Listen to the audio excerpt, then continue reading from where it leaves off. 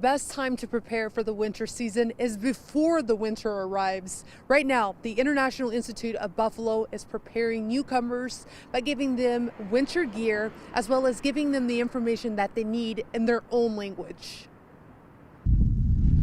Last year's winter blizzard was terrible. Of those people who died, some didn't speak English. It really pains me to think about how they could have gotten information, right? Like, would that have made a difference for them? And Jennifer Rizzo-Choi is the executive director of the International Institute of Buffalo. Part of her job is to make sure refugees and immigrants communities know what they're walking into. if you haven't been through a blizzard, you really don't know what it's like.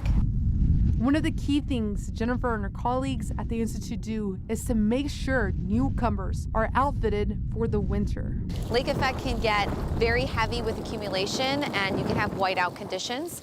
So talking to people about making sure that they've got boots, they've got a heavy enough coat and hat and gloves, that they understand when the snow is going to start, and that they find a way to shelter, be home before that happens. Since May to the beginning of October, the agency has resettled over 200 people. Of that, about 100 of them are kids. We do resettle refugees from around the world. A lot are coming from hot spots like Africa or the Middle East. And so when you say, no, it gets really cold here, people are like, oh, yeah, it gets cold. Well, no, it gets really cold here. It's one of those things you have to experience to know about. Last year, they had their winter preparedness flyers translated into 10 languages.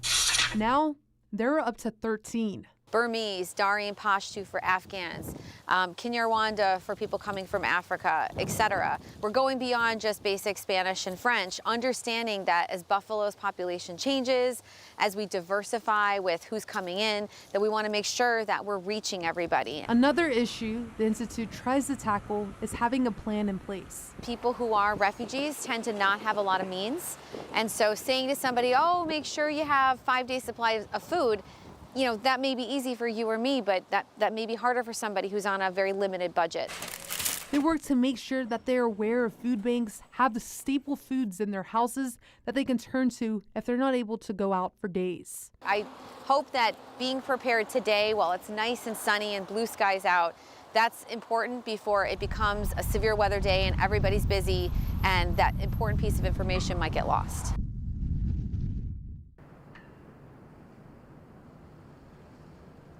Right now, the International Institute of Buffalo is low on coats, so if you have a gently used coat, or if you would like to host a coat drive yourself, you can reach out to the Institute directly.